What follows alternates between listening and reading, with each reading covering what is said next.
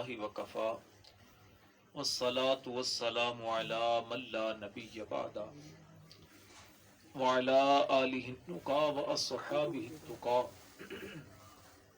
الذین آمنوا بینوا سبیل الہدی اما بعد فاعوذ باللہ من الشیطان الرجیم بسم اللہ الرحمن الرحیم۔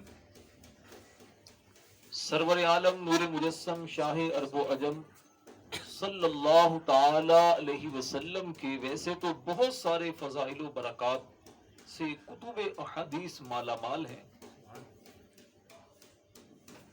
درود پاک پڑھنے کے فضائل اگر بندہ پڑھنا شروع کرتا ہے تو دل کرتا ہے کہ انسان ساری زندگی درود پڑھنے میں ہی گزار دے۔ روایت میں آتا ہے کہ اللہ پاک نے ایک فرشتہ پیدا کیا ہے، اس فرشتے کا ایک بازو مشرق میں اور ایک بازو مغرب میں ہے، بہت بڑا فرشتہ ہے۔ اس فرشتے کے 70,000 پر ہیں۔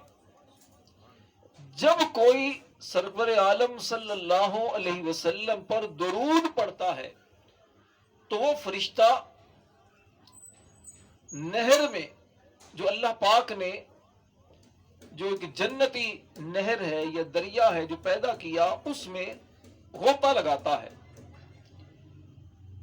جب وہ نہر میں، دریا یا سمندر، اللہ جانتا ہے کتنا بڑا وہ ہوگا، کہ اتنا بڑا فرشتہ اس میں جب غوطہ لگاتا ہے اور جب باہر نکلتا ہے تو اپنے پروں کو جھاڑتا ہے، اس کے پروں سے گرنے والے ہر قطرے سے اللہ ایک ایک فرشتہ پیدا فرماتا ہے۔ اور جتنے فرشتے ہوتے ہیں سارے فرشتے درود پڑھنے والے کے لیے استغفار کرتے ہیں۔ شاعر نے کیا خوب کہا، ہر درد کی دوا ہے، کیا ہے؟ اونچی آواز سے، ہر درد کی دوا ہے، تعویذ ہر بلا ہے، صلی علی محمد۔ بلند آواز سے درود پاک پڑھیے، اللہم صلی علی سیدنا و مولانا محمد مبارک وسلم، صلاۃ و سلاما علیک یا سیدی یا رسول اللہ وعلی آلک و اصحابک یا حبیب اللہ۔ ماشاءاللہ ہمارے ابو بکر بھائی کے سالانہ 11ویں شریف کا پروگرام گھر میں ہے، جہاں پر اللہ کے نیک بندوں کا ذکر ہوتا ہے، وہاں اللہ کی رحمتوں کا نزول ہوتا ہے۔ امام سفیان بن عیینہ رحمت اللہ علیہ فرماتے ہیں، عند ذکر الصالحین تنزل الرحمہ، جہاں اللہ کے نیک بندوں کا ذکر کیا جائے وہاں اللہ کی رحمتیں نازل ہوتی ہیں۔ منع تو نہیں ہے سبحان اللہ کہنا؟ سبحان اللہ، اونچی آواز سے کہیں سبحان اللہ، اور اونچی آواز سے سبحان اللہ۔ فائدہ اپنا ہی ہے، جتنی بار سبحان اللہ کہیں گے اللہ کا ذکر کرنے کا موقع ملے گا، یہ دیواریں، یہ جگہ ہمارے ایمان پر گواہ بنے گی۔ اللہ کا ذکر کرنے سے فائدہ ہے نا، تو پھر زبان خاموش نہیں رہنی چاہیے، کیا کہنا ہے؟ سبحان اللہ، اور اونچی آواز سے سبحان اللہ۔ سبحان اللہ کہنے سے جنت میں درخت بھی لگتا ہے، پھر نہیں بولے آپ سبحان اللہ؟ سبحان اللہ کہنے سے جنت میں درخت لگتا ہے نا، کس کا لگے گا؟ سبحان اللہ کہنے والے کا، پڑھنے والے کا۔ بھئی درخت اگر ہمارا ہے تو اس سے فائدہ بھی ہم لینے جائیں گے، سمجھ آ رہی ہے بات؟ تو اس میں کنجوسی نہیں کرنی چاہیے۔ ہمارا ایک مسئلہ عجیب سا ہے کہ جہاں بولنے کی بات ہوتی ہے وہاں بولتے نہیں، جہاں نہیں بولنے کا ہوتا وہاں بولتے رہتے ہیں، اور اتنا بولتے ہیں سامنے والا کہتا ہے یار خاموش ہو جاؤ، کچھ دوسرا سوچنے دو۔ اللہ کا ذکر کرنے میں کبھی بھی شرمانا نہیں چاہیے۔ بہرحال میں عرض کر رہا تھا کہ جہاں اللہ کے نیک بندوں کا ذکر ہوتا ہے وہاں اللہ کی رحمتوں کا نزول ہوتا ہے، اور جہاں اللہ کے پیاروں کا ذکر خیر کیا جائے وہ جگہ برکت والی، عظمت والی ہو جاتی ہے۔ تو جہاں وہ اللہ والے خود موجود ہوں، جہاں اللہ والے خود موجود ہوں تو وہاں کتنی برکتوں کا نزول ہوتا ہوگا۔ اسی لیے اپنے گھروں پر رحمتوں کا نزول کرنے کے لیے ہم قرآن بھی پڑھتے ہیں، درود بھی پڑھتے ہیں، اللہ رسول کا ذکر بھی کرتے ہیں, اللہ کے پیاروں کی یاد میں محفلیں بھی سجاتے ہیں. سبحان اللہ. 11ویں شریف کا پروگرام, 11ویں شریف ہے کیا, حقیقت کیا ہے اس کی؟ 11ویں شریف کا مطلب یہ ہوتا ہے وہ محفل, وہ مجلس, وہ بیٹھک, وہ چند لوگوں کا مل کر جمع ہونا جہاں حضور غوث پاک رحمت اللہ علیہ کا ذکر خیر کیا جائے. جس محفل کے اندر قرآن خوانی, اللہ رسول کا ذکر, نعتیں, بیان ہو اور اس کا ثواب حضور غوث پاک کی بارگاہ میں پیش کیا جائے, اسے کہتے ہیں 11ویں. تو یہ کوئی نیا کام نہیں کہ جس کی وجہ سے یہ سمجھا جائے کہ شاید یہ نیا کام شروع کر دیا 11ویں شریف کا. پہلے تو سنی 12ویں مناتے تھے, اب 11ویں بھی مناتے ہیں. امام اہل سنت نے کیا خوب کہا, کہتے ہیں غوث پاک کی بارگاہ میں امام اہل سنت عرض کرتے ہیں تیرے جد کی ہے 12ویں غوث اعظم. جد کہتے ہیں نانا کو یا دادا کو عربی میں. تیرے جد کی ہے 12ویں غوث اعظم, ملی تجھ کو ہے 11ویں غوث اعظم. 12ویں جد اعلیٰ کی ہے, نانا کی ہے, اور 11ویں ان کی ہے. اور 11ویں کو اس لیے بھی خاص 11 تاریخ کو حضور غوث پاک رحمت اللہ علیہ مجلس واعظ منعقد کیا کرتے, جس میں اب لوگوں کو دین کی باتیں سکھایا کرتے, لوگوں کو اللہ رسول کی یاد دلایا کرتے, قبر و حشر کی باتیں بتاتے, خوف خدا, فکر آخرت کی ترغیب ان کو دلایا کرتے تھے. حضور غوث پاک رحمت اللہ علیہ کے ذکر کیا جائے تو بہت طویل ذکر ہے, مختصر وقت میں مختصر سی چند باتیں بیان کروں گا. اللہ کریم ہمیں ان پر عمل کی توفیق دے, اور غوث پاک رحمت اللہ علیہ کا جب ذکر خیر سنے تو ہمارے دلوں میں غوث پاک کی مزید محبت پیدا ہو. شاید بہت کم لوگ جانتے ہوں گے کہ حضور غوث پاک سیدنا شیخ عبد القادر جیلانی رحمت اللہ علیہ کی ولادت جب ہوئی تو اس وقت آپ کی والدہ ام الخیر فاطمہ کی عمر مبارک 60 سال تھی. عمر مبارک 60 سال تھی. اور غوث پاک رحمت اللہ علیہ ایران کے بارڈر پر ایک قریبی قصبہ تھا جیلان, وہاں آپ اس قصبے میں پیدا ہوئے. چونکہ ایران پرانا نام اس کا ہے فارس, سلمان فارسی رضی اللہ تعالیٰ عنہ یہیں کے ہیں, فارس کے. تو اس کے قریبی غوث پاک رحمت اللہ علیہ تھے کا قصبہ ہے جیلان یا گیلان. گیلان فارسی میں کہتے ہیں, جیلان عربی میں کہتے ہیں. تو اسی وجہ سے آپ کو جیلانی کہا جاتا ہے. آپ پیدا جب ہوئے, رمضان المبارک کا پہلا روزہ تھا, فرسٹ رمضان المبارک کو آپ پیدا ہوئے, سحری کا وقت تھا. جیسے ہی پیدا ہوئے ولادت مبارکہ ہوئی تو پیدا ہوتے ہی روزہ رکھ لیا. پیدا ہوتے ہی روزہ رکھ لیا. پھر آپ نے مغرب کے وقت جب سورج غروب ہوا اس وقت آپ نے اپنی والدہ کا دودھ نوش فرمایا. عمر مبارک آپ کی جب 5 سال ہوئی تو قاری صاحب کے پاس لے جایا گیا. قاری صاحب بچے کو قرآن پڑھائیے. قاری صاحب نے کہا پڑھو بیٹا بسم اللہ الرحمن الرحیم. تو غوث پاک نے بسم اللہ سے شروع نہیں کیا بلکہ پڑھا اعوذ باللہ من الشیطان الرجیم بسم اللہ الرحمن الرحیم الحمدللہ رب العالمین. پڑھتے پڑھتے پڑھتے 18 پارے زبانی سنا دیے.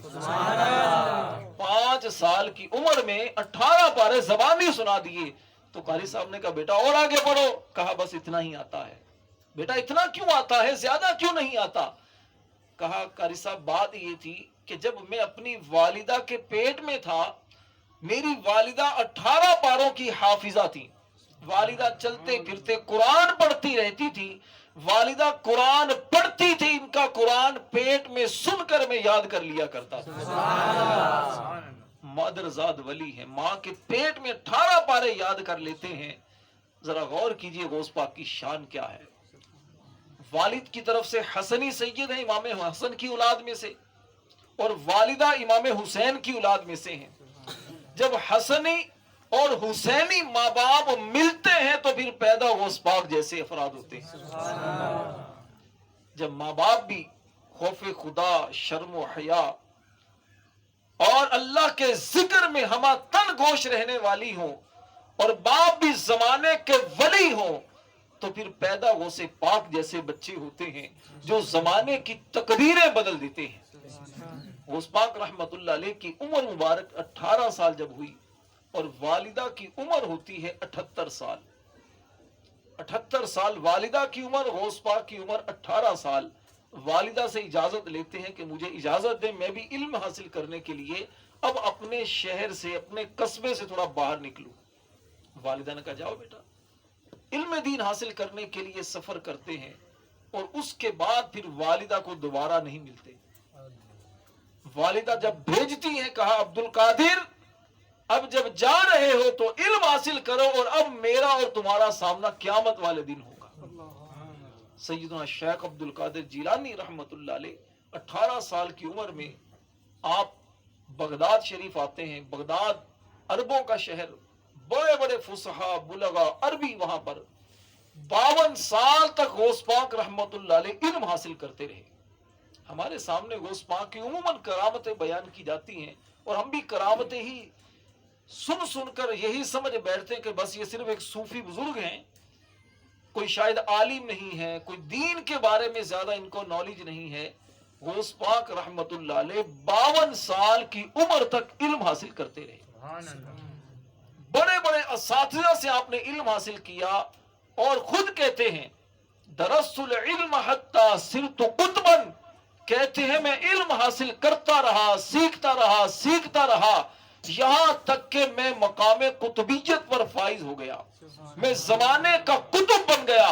جب زمانے کا قطب بنتے ہیں، جب آپ کے ہاتھوں میں زمانے کی ڈور آتی ہے تو پھر کہتے ہیں وما منہا شہور او دہور تمر وتنقضی الا اتالی، کوئی زمانہ ایسا نہیں ہوتا، کوئی مہینہ ایسا نہیں ہوتا کہ جب وہ ہماری بارگاہ میں آتا ہے ہمیں خبر دیتا ہے زمانوں میں ہونے والا کیا ہے۔ وہ میری بارگاہ میں حاضری دے کر پھر روانہ ہوتا ہے۔ اللہ پھر آپ کو ایسا مقام و مرتبہ دیتا ہے، ایسا آپ کو عروج اور کمال دیتا ہے کہ اللہ کے شہروں پر حکومت کرتے ہیں۔ دنیا کا جو بادشاہ ہے وہ بادشاہ لوگوں کے جسموں پر حکومت کرتا ہے، لیکن قربان جائیے غوث پاک پر آپ جسموں پر نہیں لوگوں کے دلوں پر حکومت کرتے ہیں۔ آپ کے دور میں 3 عباسی خلیفہ آئے۔ لوگوں کو جب مشکلات آتی تو خلیفہ کو جا کر کہا جاتا، خلیفہ کسے کہتے ہیں جو پوری سلطنت اسلامیہ کا بادشاہ ہوتا ہے، سب کا حکمران ہوتا ہے۔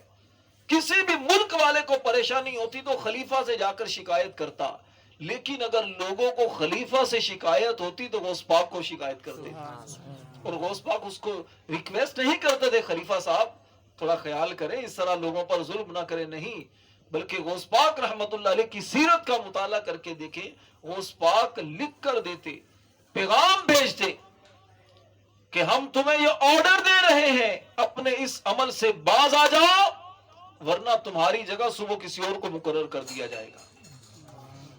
ایسی حکومت آپ کی، اللہ کی سلطنت میں اللہ نے آپ کو ایسا مقام اور عروج دیا تھا، اللہ کے شہروں پر آپ کی حکومت ایسی تھی۔ خود کہتے ہیں بلاد اللہ ملکی تحت حکمی، کہتے ہیں کہ اللہ کے سارے شہر میرے حکم کے تابع ہیں، ہمارا حکم چلتا ہے، اور آپ کی حکومت جب ہے، سلطنت ہے، تو ہر جگہ پھر نظر بھی رکھتے ہیں۔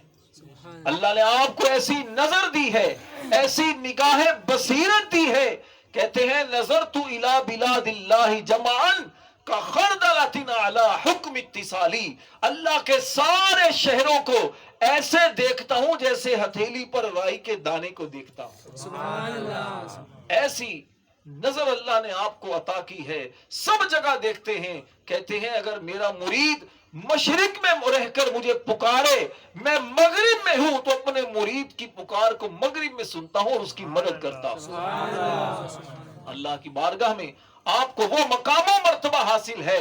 کہتے ہیں میرا کوئی بھی مرید اس وقت تک دنیا سے نہیں جائے گا جب تک توبہ نہ کر لے، توبہ کر کے دنیا سے جائے گا۔ وہ اس پاک سے محبت کرنے والوں، وہ اس پاک سے عقیدت رکھنے والوں، اللہ نے آپ کو وہ مقام و مرتبہ دیا ہے۔ بڑے بڑے اولیاء، اپنے وقت کے اکابر اولیاء بھی غوث پاک کے دربار میں جب آتے ہیں، غوث پاک کا جب نام لیتے ہیں سروں کو جھکا لیتے ہیں، اور یہ کہنے پر مجبور ہوتے ہیں جب غوث پاک نے فرمایا قدمی حاضی علی رکبتی کل ولی اللہ، آپ اپنے مدرسے کے اندر بیان کر رہے ہیں، اجتماع کے اندر بیان کرتے ہوئے کہتے ہیں اے روئے زمین پر رہنے والے اولیاء، اے اللہ کے اولیاء، میرا یہ قدم سارے ولیوں کی گردنوں پر ہے۔ اولیاء کاملین دنیا کے کسی بھی خطے میں ہیں، اپنے سروں کو جھکا کر کہتے ہیں حضور آپ کا قدم ہماری گردنوں پر ہے، سب اپنے گردنوں کو جھکا لیتے ہیں۔ امام اہل سنت کیا کہتے ہیں، حضور آپ کا قدم مبارک صرف ہماری گردنوں پر نہیں بلکہ یہ دل، یہ جگر ہے، یہ آنکھیں، یہ سر ہے، یہ دل، یہ جگر ہے، یہ آنکھیں، یہ سر ہے، جہاں چاہو رکھو قدم غوث اعظم، جہاں چاہو رکھو قدم غوث اعظم۔ اللہ نے آپ کو وہ مقام و مرتبہ دیا کہ شیخ سعدی کہنے پر مجبور ہو گئے غوث اعظم درمیان اولیاء، غوث اعظم درمیان اولیاء، کیوں محمد درمیان انبیاء۔ کہتے ہیں غوث پاک کی شان اولیاء میں ایسی ہے جیسی نبیوں میں شان مصطفیٰ کریم علیہ السلام کی، جیسے وہ نبیوں کے سردار ہیں، ان کا کوئی مثل و مثال نہیں ہے، اسی طرح یہ ولیوں کے سردار ہیں۔ جب تک ان کی مہر نہ لگے، جب تک ان کا دست اس کے کسی کے کندھے پر نہ ہو تو کسی کو ولایت نہیں ملتی۔ غوث پاک کے بعد جتنے آنے والے ہیں اللہ نے آپ کو وہ مقام و مرتبہ دیا ہے کہ جس کو بھی ولایت ملتی ہے آپ کے در سے ملتی ہے۔ اللہ نے آپ کو ایسا نوازا ہے۔ ایک نوجوان غوث پاک کی بارگاہ میں حاضر ہوتا ہے، کہتا ہے حضور میں نے اپنے والد کو خواب میں دیکھا ہے، میرا والد بڑا پریشان تھا، جہنم کے عذاب میں مبتلا تھا، حضور دعا کیجئے والد صاحب کے لیے۔ غوث پاک کہتے ہیں یہ بتاؤ کیا تمہارے والد کبھی ہمارے مدرسے کے پاس سے گزرے ہیں، کبھی ہمارے مدرسے میں آئے ہیں؟ تو نے کہا حضور نہیں آئے۔ کیا تمہارے والد کبھی قریب سے گزرے ہیں؟ تو نے کہا حضور قریب سے تو گزرے ہیں۔ غوث پاک سر کو جھکاتے ہیں، اللہ کی بارگاہ میں دعا کرتے ہیں، کہاں جاؤ۔ دوسرے دن وہ نوجوان مسکراتا ہوا آتا ہے، کہتا حضور اپنے والد کو دیکھا ہے جنت میں سیر کر رہے ہیں۔ حضور کیا کیا ہے آپ نے؟ غوث پاک کہنے لگے میرے رب نے مجھ سے وعدہ کیا ہے اے عبد القادر جو تیرے مدرسے کے قریب سے گزرے گا ہم اسے بخش دیں گے۔ جو آپ سے محبت کرنے والا ہے، آپ سے عقیدت رکھنے والا ہے، کبھی وہ بھی نامراد نہیں جاتا۔ غوث پاک کو اللہ نے وہ مقام و مرتبہ دیا ہے۔ اللہ کی بارگاہ میں اتنا آپ کو مقام کیسے ملا ہے؟ یہ ایسے نہیں مل گیا۔ آپ کی عبادتوں کی آپ فہرست دیکھیں، غوث پاک رحمت اللہ علیہ 40 سال تک عشاء کے وضو سے فجر کی نماز پڑھتے ہیں۔ ہم سے ایک دن نہیں پڑھی جاتی سردیوں کی راتوں میں، گرمیوں کی راتیں بھی ہوں چاہے، ایک دن کوئی پڑھ کر دکھائے عشاء کے وضو سے فجر کی نماز۔ عشاء میں وضو کرتے ہیں، عشاء کی نماز پڑھتے ہیں، عبادت میں مصروف ہوتے ہیں۔ 15 سال تک ہر رات میں ایک مکمل قرآن پاک ختم کرتے ہیں۔ ہم سے پورے سال میں قرآن ختم نہیں ہوتا، اور غوث پاک روزانہ ایک رات میں 15 سال تک قرآن ختم کرتے ہیں۔ کتنی عبادتیں ہیں، اور جب زیادہ جوش آتا ہے ایک ہی رکعت کے اندر عبادت کا پورا قرآن ختم کر دیتے ہیں۔ اتنی زیادہ عبادت، دن کو روزہ، رات کو عبادت، جنگلات میں ہوتے ہیں، سال بھر کچھ نہیں کھاتے، کبھی صرف پانی پر گزارا کرتے ہیں، کبھی صرف روٹیوں پر گزارا کرتے ہیں، کبھی جو گرے پڑے ٹکڑے ہوتے ہیں ان پر گزارا کرتے ہیں۔ اتنی عبادت اور ریاضت کرتے ہیں، اللہ کی یاد میں مستغرق رہتے ہیں، پھر اللہ آپ کو ایسا مقام دیتا ہے۔ ایسے نہیں ہوتا کہ ٹھیک ہے جی وہ چار جس طرح چرسی موالی لوگ ٹائپ قسم کے لوگ ہوتے ہیں، عورتوں کی طرح لمبے لمبے بال، نہ نہانے کا ہوش، نہ کوئی زندگی گزارنے کا ڈھنگ، 4 انگوٹھیاں پہن لی اور وہ بنے پھرتے ہیں جناب پیر، اور کہتے ہیں ہم تو جی پہنچے ہوئے لوگ ہیں۔ واقعی وہ پہنچتے لیکن وہ شیطان تک پہنچاتے ہیں۔ وہ اللہ کے پیاروں تک نہیں پہنچاتے. اللہ کے جو پیارے ہوتے ہیں وہ کبھی بھی نماز نہیں چھوڑتے, وہ کبھی بھی روزے نہیں چھوڑتے. غوث پاک رحمت اللہ علیہ فرماتے ہیں ایک مرتبہ میرے سر پر مجھے بڑی پیاس لگی, بہت گرمی تھی, بڑی پیاس لگی. کہتے کہ اچانک بادل کا ٹکڑا آیا, سایہ اس نے کر لیا, مجھے کچھ سکون ہوا, اوپر سے کچھ پانی کے قطرے گرے, میں نے وہ ہتھیلی میں لی, پانی پی لیا, تھوڑی دل کو ڈھارس ہوئی. تو اس بادل کے ٹکڑے سے آواز آئی کہ اے عبد القادر ہم تجھ سے راضی ہو گئے, تمہاری عبادتیں ہمیں پسند آ گئیں, آج سے نمازیں بھی تم پر معاف, روزے بھی معاف, تمہیں کسی عبادت کی کوئی ضرورت نہیں. غوث پاک کہتے ہیں کہ یہ عجیب سی بات ہے, میرے نبی پاک علیہ السلام پر ساری زندگی نمازیں معاف نہیں ہوئی, ان پر کبھی نمازیں معاف نہیں ہوئی, تو مجھے نمازیں کیسے معاف ہو گئیں؟ کہتے میں سمجھ گیا یہ مردود شیطان ہے. کہتے فوراً میں نے اعوذ باللہ من الشیطان الرجیم پڑھا, فوراً وہ جو بادل کا ٹکڑا تھا وہ دھواں بن کر غائب. پھر آواز آئی اے عبد القادر آج تیرے علم نے تجھے بچا لیا ہے ورنہ میں تجھے گمراہ کر دیتا. غوث پاک کہتے ہیں کہ ارے بدبخت, مجھے میرے علم نے نہیں میرے اللہ نے بچایا ہے, میرے اللہ نے مجھے بچایا ہے, اللہ کی رحمت نے بچایا ہے. مردود ابھی بھی باز نہیں آتا, میرے علم کی طرف نسبت کرے, مجھے مغرور کرنا چاہتا ہے. یہ علم بھی اللہ نے دیا ہے. یہ تھی اللہ کے ولیوں کی شان, یہ اللہ کے ولیوں کا انداز ہوتا تھا زندگی گزارنے کا. اور آج ہمارا انداز کیا ہے؟ تھوڑا سا اگر کوئی اچھا کام ہو جائے, جناب میں نے کیا ہے, میں نے بڑی محنت کی ہے, میں کرتے کرتے ساری زندگی گزر جاتی ہے. اور جب وقت آخری وقت آتا ہے تو پھر کہتے ہیں کہ یا اللہ معاف کر دے. دل کے اندر جو سوز ہے, جو عشق ہے, جو محبت ہے, جو خیر خواہی کا جذبہ ہے, یہ اللہ نے پیدا کیا ہے. ہمارے پاس مال اللہ کا دیا ہوا ہے, اللہ کا دیا ہوا مال اللہ کی مخلوق پر اگر خرچ کیا تو اس میں کمال کیا کیا ہم نے؟ اس کا مال تھا, اس کے راستے میں خرچ کر دیا. لیکن وہ پھر بھی فرماتا ہے کہ جو ہمارے راستے میں خرچ کرتا ہے ہم اسے 700 گنا عطا فرماتے ہیں. میرے پیارے اسلامی بھائیوں, اللہ کی عبادت, اللہ کی اطاعت, اللہ کی نافرمانی, اطاعت کرنے اور نافرمانی سے بچنا یقیناً بڑی سعادت کی بات ہے. جو بھی اللہ کا ولی بنتا ہے, اللہ کا پیارا بنتا ہے, وہ گناہوں سے بچتا ہے, وہ نمازوں کی پابندی کرتا ہے. اللہ کے ولیوں کی تعلیمات یہی ہیں, غوث پاک کی تعلیمات بھی یہی ہیں کہ نمازوں کی پابندی کی جائے. غوث پاک نے آخری عمر تک 91 سال آپ کی عمر ہو گئی, اس وقت تک آپ نے نمازیں پڑھی ہیں, نماز چھوڑی نہیں ہے کوئی بھی. آج ہمارا حال کیا ہوتا ہے؟ صبح صبح بستر سے اٹھنا کتنا مشکل ہوتا ہے, عشاء کی نماز کتنے لوگ چھوڑ دیتے ہیں, عشاء کیا نارمل نمازیں چھوڑ دیتے ہیں, مسجد کے سامنے کھڑے ہوتے ہیں, اذان کی صدائیں آتی ہیں, حی علی الصلاۃ حی علی الفلاح, آؤ نماز کے لیے, آؤ کامیابی کے لیے, لیکن کوئی مسجد میں جا کر نماز پڑھنے کے لیے تیار نہیں ہوتا. اور پھر کہتے پتہ نہیں کون سا گناہ مجھ سے ہو گیا, پتہ نہیں کون سی غلطی مجھ سے ہوگی کہ میرے گھر سے پریشانیاں جاتی نہیں. ارے نماز چھوڑنا کوئی پریشانی نہیں, نماز کو قضا کرنا آپ کے لیے کوئی گناہ نہیں. یہ نماز کو قضا کرنا کتنا بڑا گناہ ہے. آخر میں بات کر کے میں بیان ختم کروں گا کہ نماز کو قضا کر دینا, نماز کو ضائع کر دینا, نہ پڑھنا کتنا بڑا گناہ ہے کہ جانور بھی اس سے پناہ مانگتے ہیں, جانور بھی پناہ مانگتے ہیں. کہتے ہیں روایت میں آتا ہے, کتاب میں لکھا سرور خاطر کے اندر, کہ جب صبح کا وقت ہوتا ہے تو اونٹ اللہ کی بارگاہ میں شکر ادا کرتا ہے, مولا تیرا شکر ہے تو نے مجھے اونٹ بنایا ہے, گائے نہیں بنایا.